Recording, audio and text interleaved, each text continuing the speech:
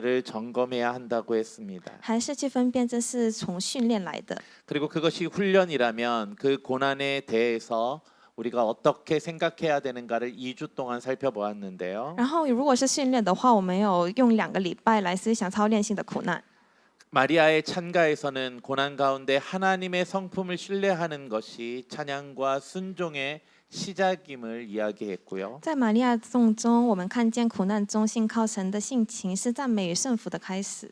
시므온과 안나를 통해서는 고난의 기다림을 매일의 경건으로 이겨나가야 한다는 이야기도 했습니다. 在西面与亚拿的故事中，我们也看见每日的敬虔来忍耐苦难中的等待。 그리고 오늘 우리가 안 다뤄본 부분들을 하나 다뤄보려고 하는데요. 然后我们今天又还没有一个谈到，所以我们今天就要讲这个。 우리가 고난을 점검하다 보면 우리가 반드시 마주쳐야 하는 부분들이 있습니다.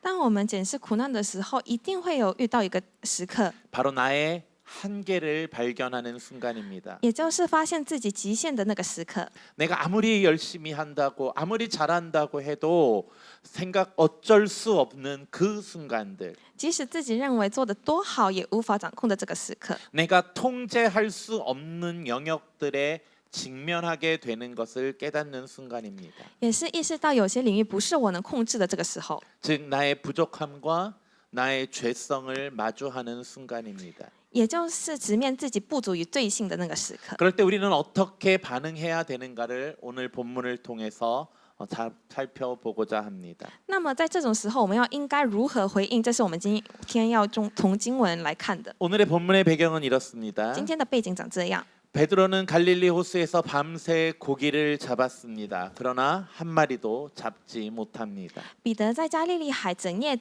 钓鱼，却一条也没钓到。 아마 업으로서 좀 자존심이 상할 수도 있었고 그다음에 가족을 먹여 살려야 하는 책임감에 한 마리도 못 잡았으니 어떻게 하나 하는 마음도 있었을 것입니다. 身为专业渔夫，他的自尊心也会受到了一些打击，而且也要因为养家糊口而感到忧虑。 그때 예수님께서 그의 배에 오르셔서 말씀을 증거하십니다. 就在那个时候，耶稣上了他的船讲道， 그리고 그 말씀을 마치신 후에 베드로에게 깊은 곳에 가서 그물을 던지라 하십니다. 讲完后对彼得说，要把船开到水深之处下网。 그런데 베드로는 자신의 전문성, 나는 그래도 어부로서 굉장히 오랜 시간 내가 생활을 했는데 내가 전문적인 지식으로 보면 낮에는 깊은 곳에서 물고기를 잡을 수 없다는 것을 알고 있었습니다. 但是彼得呢？彼得凭着渔夫的专业和以往的经验，知道白天在深水处是捕不到鱼的。 그러나 그럼에도 불구하고 그 주님의 말씀을 의지해서 깊은 곳에 그물을 던집니다. 但不管如此，他仍然依靠主的话，把网撒了下去。 그런데 그때 그의 기대와는 달리 그물이 찢어질 만큼 물고기가 잡혔고 그 양은 2척의 배에 가득 찰 정도라고 성경은 기록합니다. 但是结果呢？鱼多到几乎把网撑裂，然后多到足以装满2艘船。 그때 베드로의 반응이 이렇게 기록되어 있습니다. 这时彼得的反应这样记 한번 录着，我们 읽어볼까요? 一起来读。 시작. 시몬 베드로가 이를 보고 예수의 무릎 앞에 엎드려 이르되 주여 나를 떠나소서 나는 죄인이로소이다 하니. 모든 사람들이 잡힌 물고기를 바라보고 감탄하고 있을 때에 当所有人都在看着这个鱼，然后惊叹不已的时候， 베드로는 그 물고기가 아니라 바로 자신을 보게 되었습니다.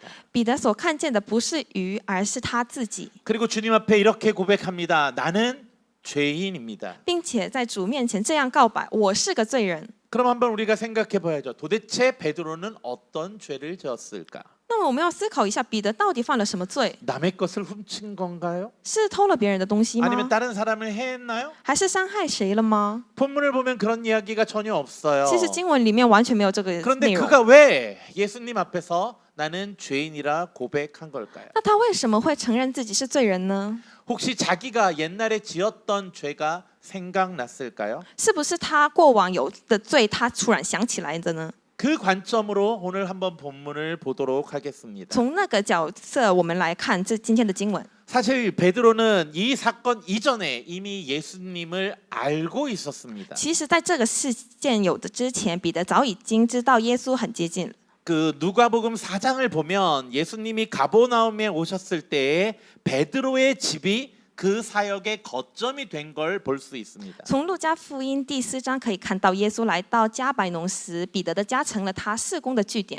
그곳에서 예수님은 베드로의 장모의 병도 고치셨고 耶稣在彼得家中医好了他的岳母。 저녁에 동네의 병자들, 귀신 들린 자들이 베드로의 집으로 몰려왔을 때 예수님께서 그들을 고치는 모습을 직면했던 자입니다. 那天晚上，整个村里有病的和被鬼附的人都聚在彼得家门前时，耶稣医治了他们。彼得是在自己家中亲眼看到的。 베드로는 그 모든 기적을 직접 목도한 자예요. 彼得是把那个奇迹真的是亲眼看到的人。 그러나 그때 베드로는 이런 반응을 하지 않았어요. 但是这时候他并没有这种反应。 당신의 장모가 일어나서 수종을 드는 병든 자리에서 일어나 예수님의 수종을 드는 것을 보았을 때도 不论是看到岳母起来服侍， 수많은 병자들이 고침을 받았을 때에도 或是看到许多病人得了医治， 베드로는 나는 죄인입니다. 예수님 내가 이 능력을 받으니 나는 죄인입니다라고 고백하지 않았어요. 但他都没有说出我是个罪人这样的告白。 그런데 하필 왜 이 순간에 베드로는 자신이 죄인이라는 것이 깨닫게 되었을까요? 那么为什么偏偏是在这个时刻，彼得才说出了这样的话呢？ 어떤 신학자들은 이 본문을 이렇게 해석을 합니다. 有些神学家是这样解释的： 바로 이 기적이 베드로 자신의 전문 영역에서 일어났기 때문이다라는 거예요. 那是因为这个神迹发生在彼得自己最熟悉、最专业的领域里。 사람들은 보통 자기가 알지 못하는 영역에서 일어나는 기적들은 오 대단하다, 뭐 그런 일이 일어났을 수도 있지라고 뭐 내가 이 부분을 잘 모르겠어 그런가 보다라고 생각하기도 한다는 거예요. 平常如果是在自己不熟悉的其他领域里看见神迹的时候，大家也许是只会停留在“哦，真的厉害呀”的程度。 그런데 내가 가장 잘한다고 하는 영역에서 但是若是在我自认为最懂的那个领域的时候， 내가 누구보다 전문성이 있고 내가 이거에 대해서는 자신감이 있다고 생각하는 영역에서 在我觉得自己比任何人都了解，也自认有专业的领域里， 내가 도저히 불가능한 일이라고 판단한 그 자리에서 在我判定这根本不可能的那个地方， 주님께서 그것을 가능하게 하신다는 것을 목격하면 이야기가 다르다는 거예요. 亲眼看见主使那件成为可能，事情完全就会变不一 그러기에 样。 지금 베드로에겐 물고기가 잡히고 안 잡히고의 문제가 아니에요. 所以彼得所经历的不只是有没有钓到鱼而已， 자신이 판단하고 자신이 경험했고 자신이 잘 알고 있다라는 그 부분이 무너진 거예요. 而是自己的判断、自己的经验、自己的专业被彻底打破的经 그 验。 전까지 베드로는 자기가 목격한 거지 그냥 예수님이 그냥 능력이 있는 분이었구나라고 생각하는 것이었지만 因为之前彼得所看见的不只是一位很有能力的人， 자신의 영역에서 예수님께서 자신이 상상할 수 없는 일들을 행하시는 모습을 보고는 他看到耶稣做了一些他无法想象的那些事之后， 예수님 안에 있는 신적인 능력을 보기 시작했다라는 거예요. 他在耶稣身上看见了属神的能力。 자기가 전문적으로 알고 있는 그 지식과 자기의 상식을 뛰어넘어 역사하시는 그분의 능력을 경험하기 시작했다라는 거예요. 他经历了那位超越自己常识与专业知识而行事的主， 그래서 그의 눈에는 예수님이 그저 그냥 능력이 있는 한 선지자가 아니라 구약에서 바람과 파도를 다스리고 물고기를 주장하시는 창조주 하나님의 능력을 보게 되었다라는 거예요. 所以呢，在他眼中，耶稣就是旧约中那位掌管风浪、掌管鱼群的创造主上帝。 그래서 아마 어쩌면 베드로는 구약의 이 말씀이 생각났을지도 모르겠어요. 所以彼得可能是讲到旧约的这 한번 个经文， 읽어볼까요? 我们一起来读。 시작. 여호와여 주께서 하신 일이 어찌 그리 많으신지요. 주께서 지혜로 그들을 다 지으셨으니 주께서 지으신 것들이 가득하나이다. 거기에는 크고 넓은 바다가 있으며 그 속에 생물 곧 크고 작은 동물들이 무수하나이다. 이 말씀처럼 하나님이 창조하시고 하나님이 운행하시는 그것이 예수님 앞에서 복종하는 것을 보게 되었다는 거예요. 所以像这个经文一样，他看到所有的生物都是去服从这个主。 바다의 물고기를 주관하시는 분이 누구십니까? 掌管海中鱼群的是谁呢？ 바로 창조주 하나님이십니다. 也就是创造主上帝。 그래서 욥기에서도 욥은 이렇게 고백합니다. 내가 바다의 근원을 걸어보았느냐? 물고기가 어디 있는지 내가 아느냐라고 하나님께서 그에게 질문하십니다. 所以在约伯记中，神对约伯所说：“你曾走到海的泉泉源吗？你知道鱼在哪里吗？也是同样的脉络。 그것처럼 베드로에게 예수 그리스도의 이적은 네가 하나님의 이적을 아느냐라고 묻고 있는 거예요. 所以像这样，耶稣给彼得也是问他说：“你知道这样的吗？” 그렇기에 갈릴리 호수에서 그물을 가득 채우신 그 예수 그리스도의 능력을 베드로에게 계시한 건 단순한 기적이 아니었어요. 所以在加利利海使鱼装满渔网的那个能力，向彼得显明的，并不只是一个神 베드로는 迹， 거기에서 창조주의 주권을 본 거예요. 而是彼得所看到的是创造主的主权。 그래서 베드로는 예수님 앞에 그 하나님의 영광을 보고 그러기에 그 앞에 엎드렸던 거예요. 所以彼得是在耶稣身上看见了这样的神的荣耀，所以再倒下来的。 구약에 보면은 수많은 사람들이 하나님의 영광을 봤을 때 하는 반응들이 있어요. 在旧约中，我们可以看到一些在以赛亚在圣殿中看见的神的荣耀是这 이사야가 样。 성전에서 하나님의 영광을 보았을 때 그는 이렇게 고백을 합니다. 看到以赛亚在圣殿中看见的神的荣耀的时候，他这样告白。 같이 읽을까요? 오늘 시작.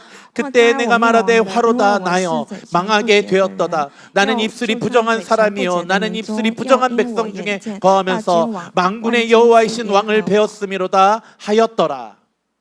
욥도 또 이렇게 예수 하나님을 만났을 때 이렇게 고백을 합니다. 约伯亲自遇见神时，也有同样的告白。 같이 읽어볼까요? 我们一起来 시작. 读。 내가 죽게 대하여 귀로 듣기만 하였사오나 이제는 눈으로 주를 배웠나이다. 그러므로 내가 스스로 거두어드리고 티끌과 채 가운데서 회개하나이다. 베드로도 욥과 이사야와 같은 경험을 하고 있는 거예요. 彼得也有了与约伯、以赛亚相同的经历。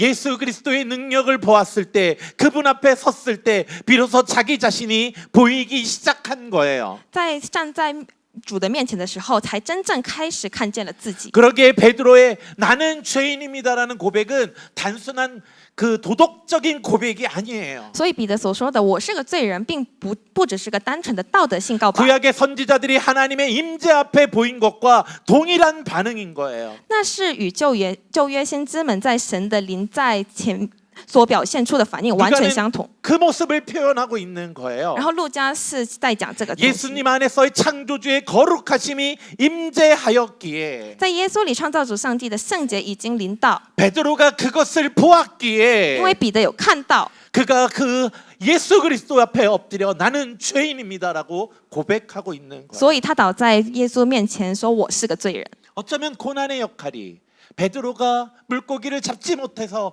힘들어하는 그 고난이 바로 이 역할을 하고 있다라는 거예요. 所以苦难的作用也可能是彼得看到他不能钓鱼，在这个作用正是在于此。 저는 베드로 4장에서 처음에 고난이 올 때 자신의 믿음을 점검하라고 했어요. 在彼得前书第4章中，我们曾说苦难来临时要检视自己的信心。 어쩌면 그 고난을 점검할 때 우리가 봐야 하는 일이 바로 이것일 수 있어요. 可能我们说的要检视自己的信心，也可能是要看这个。 고난 가운데 내가 통제할 수 없는 영역을 만났을 때 当我们在苦难中遇见自己无法掌控的领域 나의 时， 판단과 나의 경험이 무너질 때 当自己的判断与经验崩塌的时候， 그리고 바로 그 자리에서 예수 그리스도의 주권이 드러나기 시작한다는 거예요. 就是在那个地方，耶稣的主权开始显明出来。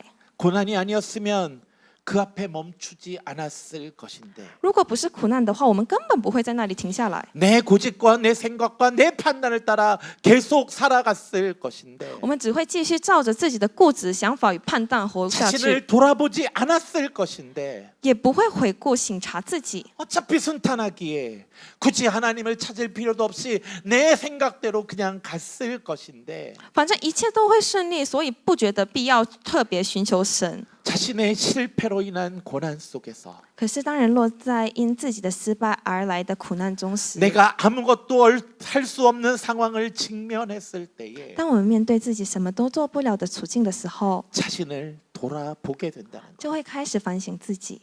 그 속에서 在这里面， 자기가 상상할 수 없는 말도 안 되는 일이 벌어지는 하나님의 놀라운 영광이 우리 안에 훅 들어오는 그 순간에 在当中发生令人难以置信的事，神奇妙的荣耀显现出来的时候， 우리는 우리의 죄성을 발견하게 된다. 我们就会发现自己的罪性， 그리고 그 거룩하심 앞에 무릎 꿇게 된다라는 并在他的圣洁面前屈膝。 사랑하는 성도 여러분, 亲爱的大家， 여러분들은 지금 어떤 고난 가운데 있습니까?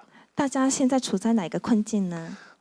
혹시 내가 가장 잘하고 생각했던 그 영역이 무너지고 있지는 않습니까? 会不会正发生在你一直来最自认为熟悉的那个领域它呢？ 나의 사업과 나의 건강과 나의 관계와 내가 가장 자신 있다고 생각했던 영역들이 혹시 무너져서 그걸로 인하여 힘들어하고 있지 않습니까? 你的事业、你的健康、你的关系，或者你最有把握的那个领域，是否崩塌，然后处在一个苦难当中呢？ 그렇다면 어쩌면 그곳이 지금 하나님이 바로 그 자리에서 여러분들에게 하나님의 주권을 드러내는 시간일 수 있습니다. 如果是这样，那很有可能正是神要在那个地方显明他的主权的时候。 베드로처럼 밤새 빈 그물을 정리하고 있는 그 실패의 자리가 像彼得一样，那个整夜整理空网、充满失败感的位置上， 사실은 거룩하신 분 앞에 서게 되는 자리가 될 수 있다는 것입니다. 其实也有可能正是你被带到那位置圣洁者面前的位置。 그러니 우리의 고난 속에서 우리는 하나님의 임재를 경험할 수 있도록 우리의 자신을 온전히 돌아보는 시간을 가져야 합니다. 所以，愿你能在那苦难中经历神的同在。 이처럼 우리는 하나님을 직면하는 자리에 있다면 如果我们在这样面临的当中， 우리의 삶의 회개가 일어나야 합니다. 这样我们要有悔改， 하나님에 대한 고백이 바뀌고 삶의 방향이 변하게 됩니다. 对神的告白也会改变，连人生的方向都要改变。 오늘 5절과 8절을 보면 베드로의 호칭의 변화가 있음을 봅니다. 在彼得在5节与第8节中对耶稣的称呼有改变。 한번 읽어볼까요? 我们一起来读。 시작. 西门 시몬이 说：“夫 대답하여 子，我 이르되 们整夜劳 선생님 力，并没有 우리들의 打着 밤이 什么。 새도록 但依从你的 수고하였을 话， 때 我就下 잡은 我。 것이 없지만은 西门彼得 말씀에 看见 의지하여 就 내가 俯伏 그물을 在耶稣 내리리다 하고 面前 시몬 说 베드로가 主啊 이를 보고 离开我 예수의 무릎 我是 아래 个罪 엎드려 人 이르되 주여 나를 떠나소서 나는 죄인이로소이다 하니 5절에서 보면 베드로는 예수님을 선생님이라고 부르고 있습니다. 在第5节当中，彼得称耶稣为夫子。 이것이 헬라어로 에피스타타라는 단어인데요. 그냥 존경하는 분 아니면 지휘하시는 지휘자, 감독자 정도의 호칭입니다. 希腊文是 epistata， 也就是监督者、上级、指挥者这种。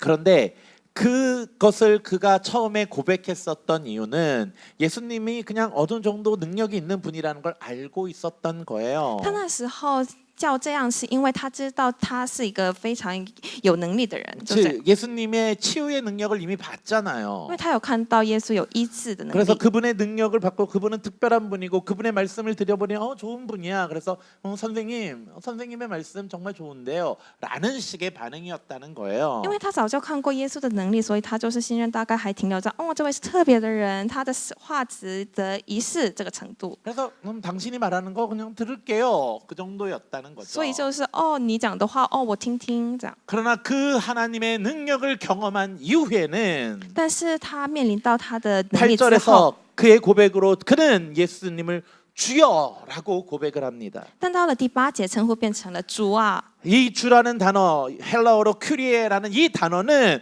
단순하게 그 사람을 존칭하는 의미만 의미하는 게 아니에요. 在希腊文是 kyrie， 这不只是更高级的真称而已， 그것은 자신의 인격적 주권이 그에게 있음을 고백하는 거예요. 也就是承认他人格性的主权在他那边， 그분이 내 삶의 주인이심을 선언하는 거예요. 也就是宣告他是我生命中的主。 그러게 베드로의 고백은 선생님 당신이 이 부분은 잘합니다 라고 고백했던 그 고백에서 주님 당신이 나의 주인이십니다. 당신이 나의 인생의 주권자이십니다 라고 고백했다라는 거예요. 所以彼得的告白从老师在这个领域里你比较厉害，变成了主啊，我整个人生都是属于你的。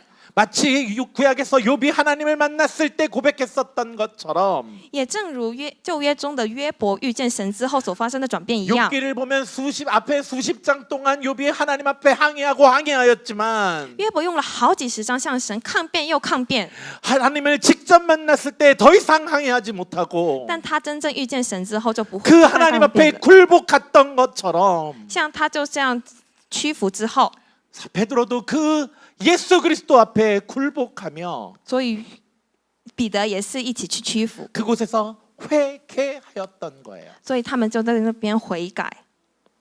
제가 설교할 때 자주 하는 말이 있습니다. 我讲到的时候，很常会讲一句话， 성경에서 말하는 죄라는 것은 在圣经所说的罪， 히브리 의미로 방향이 틀리다라는 의미를 갖고 있어요. 在希伯来文的意思当中是方向偏离。 그 의미는 내가 인생의 주인이 되고 내가 모든 것을 판단하고 내가 교만하여 하나님이 옳다 하는 것을 내가 틀리다고 말하고 하나님이 틀리다고 하는 것을 내가 스스로 옳다고 하는 것이라고 이야기를 했어요. 也就是说，我自己成为人生的主人，判断一切，在骄傲中把神所说正确的说成错误，然后将神所说对的事情用自己的标准否定， 그것이 바로 죄의 본질이라 이야기했어요. 这就是罪的本质。 그러기에 회개라는 것은 所以悔改就是 돌이키는 거예요. 把方向转回来， 인생의 방향을 돌이키는 거예요. 是整个人生方向转变。 내가 옳다고 생각하는 것을 내려놓고 하나님이 옳다고 하는 것을 인정하는 거예요. 放下自己认为对的，承认神才是对的。 그래서 회개라는 그 단어를 중국어 의미로 보면 这一点在中文悔改这个词中表得很清楚。 앞부분에는 회, 그러니까 뭐냐면 후회할 때 할 그 회의자라는 거예요. 所以悔在中文当中是后悔的意思。 그러나 그 뒤에는 뭐가 있어요? 那后面有什么呢？ 까이.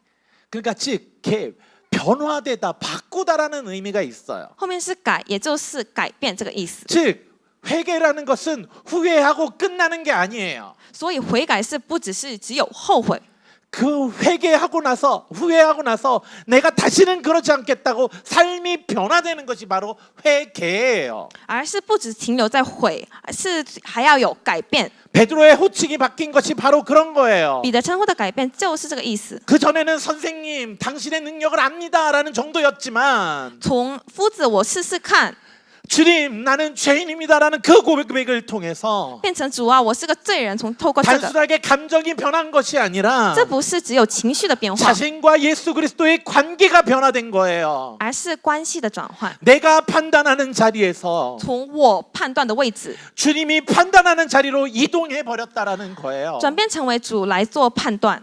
제가 몇 주 전에 설교하며 마리아의 창가에서 우리는 질문을 바꿔야 한다고 한 적이 있어요. 几周前在玛利亚颂中，我们说过要改变问题。 왜 나에게 이런 일이라는 질문에서 하나님 당신은 누구십니까? 라는 질문으로 바꿔야 한다고 했어요. 从为什么主啊，为什么会对我这样转为神呢？你是怎么样的一位神？ 그런데 베드로는 그 다음 단계로 나아갑니다. 在彼得身上，我们看到的是更近的一步。 하나님이 어떤 분인지 알게 된 그 후에 当他认识神是谁之后， 그는 하나님에 대한 호칭이 바뀐 거예요. 예수님에 대한 호칭이 바뀐 거예요. 他对神的称呼是改变的，他对耶稣的称 선생님에서 呼是改变的 주님으로 바뀌면서 从夫子变成主啊， 주님 나는 죄인입니다. 主啊，我是个罪人。 내가 주인 된 자리에서 창조주 하나님이 나의 인생의 주인 되는 자리로 변화되기를 원합니다라고 고백하는 거예요. 从自己做主转为让创造主神作为主，并按他的话语来活，这样告白。 그래서 그분의 말씀을 따라 살아가는 것 그것이 바로 회개라는 거예요. 所以按照他的话来生活，这就是悔改。 그것이 바로 고난을 통해서 우리가 하나님과 예수 그리스도를 직면하는 자리에서 일어나는 일인 거예요. 这也是我们透过苦难与神与耶稣相遇的地方。 여러분들이 우리가 고난 가운데 있을 때 우리 한번 기도를 돌아봅시다. 当我们在苦难中时，也要反省自己的祷 우리는 告。 주로 무엇을 기도합니까? 大家都祈祷，为祈祷什么？ 하나님 이 문제 좀 해결해 주세요. 主啊，请解决这个问题， 그렇게 기도하지 않습니까? 是不是这样祷告？ 물론 그 기도가 나쁜 건 아니에요. 虽然不能说这个祷告是错 그러나 的， 그 기도만 하고 있다면 但如果只停留在这个祷告， 우리는 아직 베드로처럼 예수님을 선생님 이 문제에 당신이 능력이 있으니까 나 좀 도와주세요라고 말하고 있는지도 모릅니다. 那我们还不像彼得，我们只是夫子，我这样是对的吗？这样而已。 그러나 고난이 우리를 하나님 앞에 세울 때 但当苦难把我们带到神的面前的时候， 우리는 그곳에서 우리의 부족함을 깨닫게 되므로 这样的话，我们会知道我们的不足。 우린 그 자리에서 주님 저는 죄인입니다라고 고백할 수밖에 없습니다. 我们在那个地方只能告白说：“主啊，我是个罪人。 그것이 바로 우리의 삶의 방향이 바뀌는 진정한 회개의 시작이 되는 것입니다. ”那就是人生方向改变的真正悔改的开始。 왜냐하면 그것이 삶의 주도권을 바로 주님께 드리는 순간이 되기 때문입니다. 因为那是把人生的主权交给主的时候。 그렇다면 삶의 주도권을 주님께 드린다는 것은 무슨 의미입니까? 那把人生主权交给神，代表的是什么呢？ 신학자들은 그것을 소명에 대한 응답이라고 말을 합니다. 神学家会说是回应呼召。 베드로가 주님에게 주님 나를 떠나소서라고 고백했을 때 예수님은 어떻게 반응하셨습니까? 当彼得说离开我，主离开我的时候，耶稣如何回应呢？ 그를 떠나셨습니까? 他有离开吗？ 아니면 오히려 다가가셨습니까? 还是反而更靠近了他呢？ 한번 본문을 읽어볼까요? 我们一起来读。 시작. 세베대의 아들로서 시몬의 동업자인 야고보와 요한도 놀랐습니다. 예수께서 시몬에게 이르시되 무서워하지 말라. 이제후로는 내가 사람을 취하리라 하리니 그들이 배를 육지에 대고 모든 것을 버려두고 예수를 따르니라. 예수님께서는 베드로에게 가서 무서워하지 말라고 말씀하십니다. 耶稣对彼得说：“不要怕。” 이 한마디가 베드로의 인생을 바꾸고 있습니다. 这一句话改变了彼得的一生。 베드로가 두려워서 주님 나를 떠나소서라고 고백하였지만 当彼得在恐惧中说离开我的时候， 주님은 그를 떠난 것이 아니라 主并没有离开他， 그에게 다가가시어 오히려 그의 어두움을 드러내고 그에게 사명을 주시고 계십니다. 主反而除去他的恐惧，并给他了使命。 성경을 보면 이것이 성경의 패턴인 것 같아요. 其实我们看圣经的话，圣经中反复出现的模式， 이사야도 하나님의 영광을 보고 화로다 나여라고 고백했을 때 在以赛亚看到神的荣耀之后，讲活哉我时， 하나님은 하나님은 숯불로 그의 입술을 만지시고 그에게 사명을 주십니다. 主用炭火浸结他的嘴唇，并立刻给他了使命。 한번 읽어볼까요? 뭐 이사야도 시작. 내가 또 주의 목소리를 들으니 주께서 이르시되 내가 누구를 보내는고 누가 우리를 위해서 갈고 하니 그때 내가 이르되 내가 여기 있나이다 나를 보내소서 하였더니 성경의 인물들을 한번 검토해 보십시오. 你去看看圣经中的人物， 그들의 소명 과정을 보면 보통 이런 패턴을 하고 있습니다. 我们可以看到他们的呼应，通常 그들은 是 하나님의 영광을 보고 他们先看到神的荣耀， 자신들의 죄의 상태를 인식하게 되며 然后认识到我们自己的罪， 그 죄인인 자들을 하나님이 위로하시고 용서하여 주신 이후에 然后罪人的我们神去安慰他们之后， 하나님은 그들에게 사명을 부여하십니다. 然后主会给赋予他们 이것이 使命。 성경의 일관된 패턴인 것 같아요. 这就是一直才重复的 그처럼 模式。 회개는 끝이 아니에요. 所以悔改不是结束的， 소명의 출발의 시간이에요. 而是呼召的开始。 회개는 후회하고 반성하는 것으로 끝나는 것이 아니라 因为悔改不只是后悔与反省， 삶의 변화가 시작되는 점이기 때문에 그래요. 而是生命的改变。 그러기에 삶의 변화는 하나님의 뜻에 순종하는 데 있는 것입니다. 所以生命的改变就是顺服神的旨意。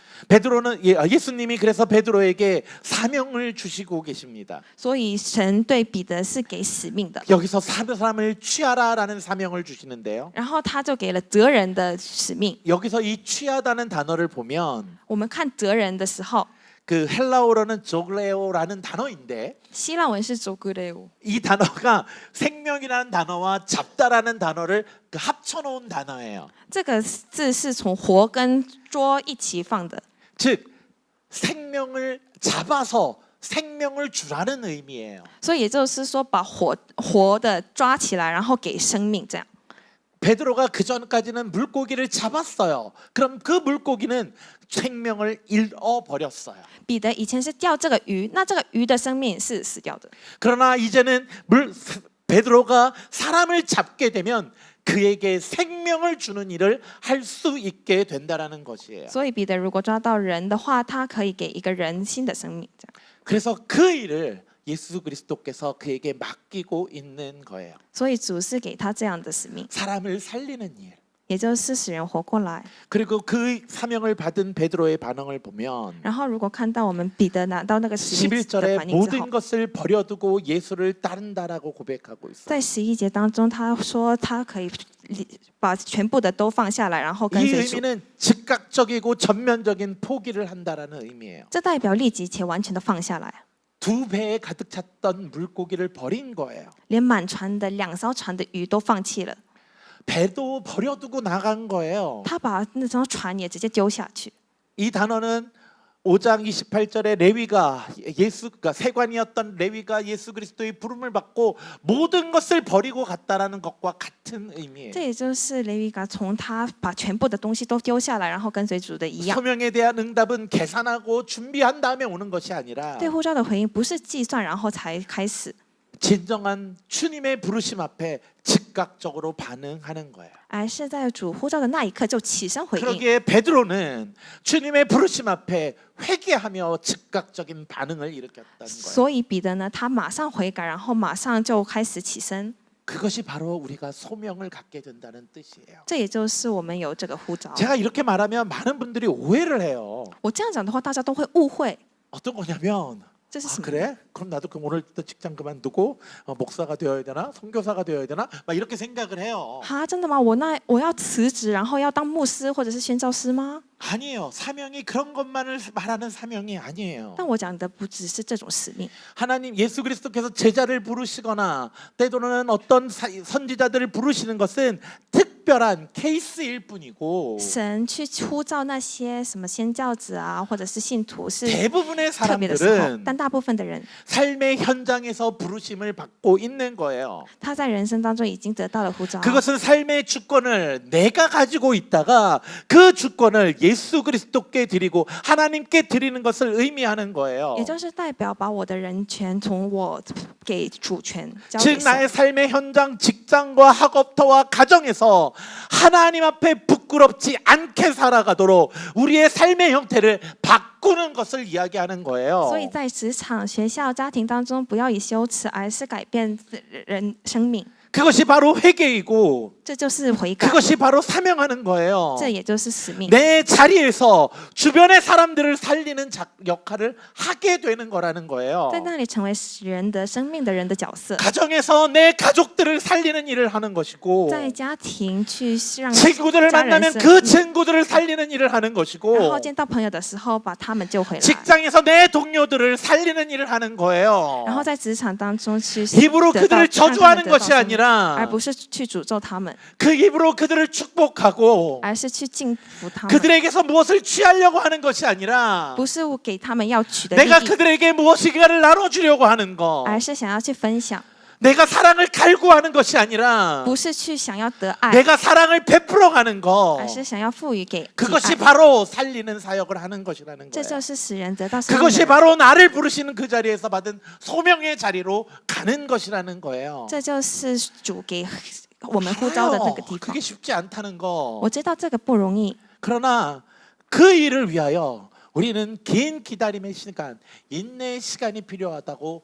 배워왔잖아요. 但为了走往那个地方，我们有得到忍耐，我们学到忍耐这个东西。 수많은 사람들 앞에서 내가 그 인내와 사랑으로 헌신으로 나아갈 때에 在我们在这样忍耐跟奉献当中， 지난주에 이야기했던 것처럼 시므온과 안나의 설교를 통해서 우리의 기다림이 낭비되지 않는다고 말한 것처럼 像上礼拜的经文，我们不要去浪费这些东西。 우리의 헌신과 우리의 희생은 낭비되지 않는다라는 거예요. 我们的奉献不只是会白白浪费掉， 베드로는 그 다음에 하나님 앞에 고난의 인내 다음에 사명을 받고 있는 거예요. 彼得在这些忍耐后，他才得到了这些使命。 그는 빈 그물에 좌절해서 주님 앞에 엎드림으로 주님 나를 떠나서서라고 고백하였지만 그곳에서 사람을 취하는 사명을 받고 있는 거예요. 他第一次有点堕落，然后他最后变成有得到使命这样。 그러기에 우리는 고난 가운데 所以我们在苦难当中， 고난이 끝이 아니라는 걸 기억해야 합니다. 我们要记住，苦难不是终结束的。 그 고난 뒤에는 우리에게 사명으로 가는 통로가 되는 거예요. 在这个使命的最后，会有我们 그러기에 有的， 우리의 소명은 자주 고난과 함께 연결됩니다. 所以呼召常常跟我们的使命有相 우리의 关。 인내가 바로 사명의 시작이기 때문이에요. 因为忍耐就是我们使命的开始， 그래서 고린도후서에선 이렇게 이야기를 해요. 所以在高林的书有这个 같이 经文，我们 읽어볼까요? 一起来读 시작. 。我们一 우리의 切 모든 患 환란 难 중에 中， 우리를 他就安慰 위로하사 我们， 우리로 叫我 하여금 们能 하나님께 用 받는 神 위로로서 所赐的安 모든 慰去 환란 安 중에 慰 있는 那 자를 遭各 능히 样患 위로하게 难的人。 하시는 이로다.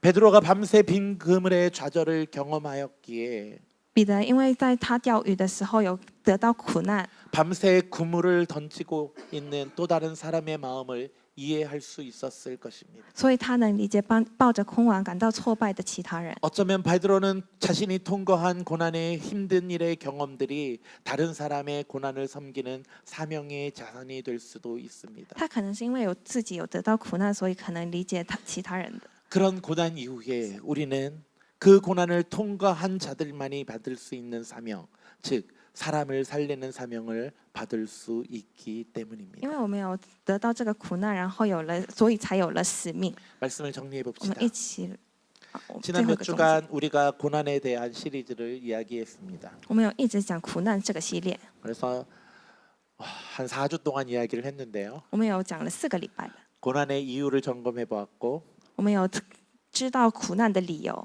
그 고난 속에서 하나님의 성품을 신뢰하고 매일 경건으로 기다리고 나아가야 한다고 이야기했습니다. 我们知道要知道神的性格，然后前往他。 어쩌면 하나님께서 우리에게 그 고난을 허락하시는 이유는 他可能允许我们这样，是因为 베드로를 통해서 보여주듯이 그 다음 단계로 나아가라고 하는 것일 수 있습니다. 像透过彼得，我们可以得知，我们可以走到下一个地位。 그것은 바로 우리에게 사명을 주시는 길입니다. 这也就是给我们使命。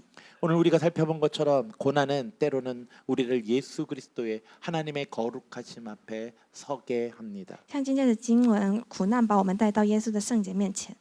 갈릴리 호수에서 베드로가 마주한 것은 그저 능력 있는 선생이 아니라 창조주의 주권을 가지신 바로 그분이었습니다. 在加利利当中，我们不只看到神的荣耀，而是看到他的。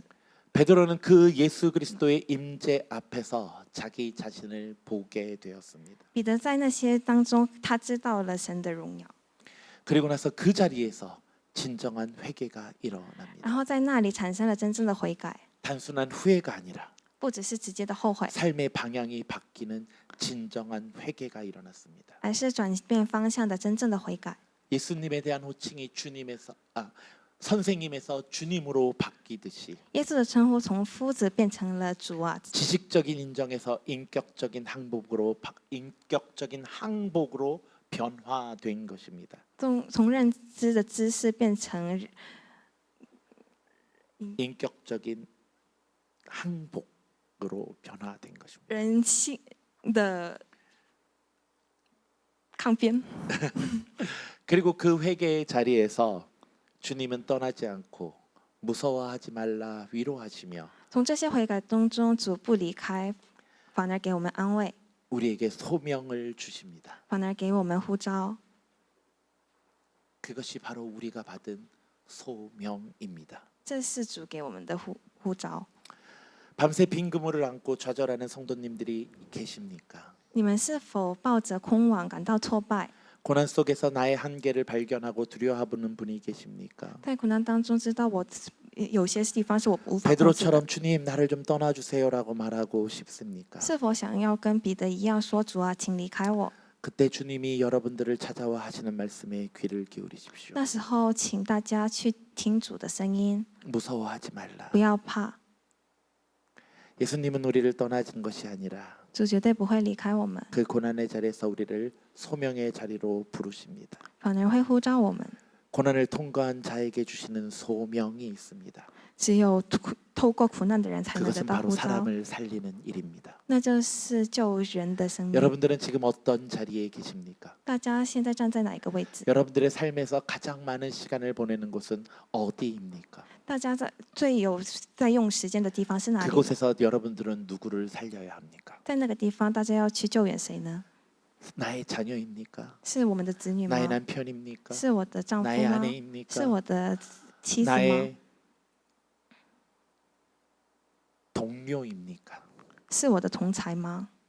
아니면 나와 함께 공부하는 친구들입니까? 还是跟我一起读书的朋友们呢？ 그들을 살리는 자들이 되십시오. 请大家成为这样使命者。 그것이 우리가 하나님의 백성다운 삶을 살아가는 것입니다. 这也是我们像主的百姓这样活 그것이 的。 지금 하나님께서 우리를 이곳에서 부르시는 소명입니다. 这也就是主给我们的呼召。 그 부르심에 응답하며 베드로처럼 삶의 방향을 돌이켜 주님이 주시는 살리는 소명의 길로 나아가는 공동체가 되길 주님의 이름으로 축원합니다. 希望像彼得一样找回人生方向，走向使人的生命的使命之路。愿我们群体都能如此。我们 기도하겠습니다. 一起来祷告。 하나님, 主啊， 주님이 우리에게 주시는 사명을 기대합니다. 我们期待主你给我们的呼召。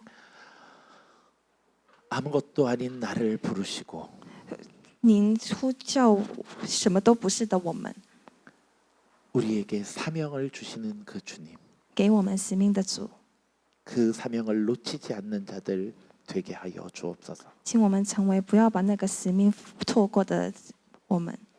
감사하며 感谢主，并 예수 그리스도의 奉献 이름으로 耶稣的名祷 기도드립니다. 告，阿门。 아멘.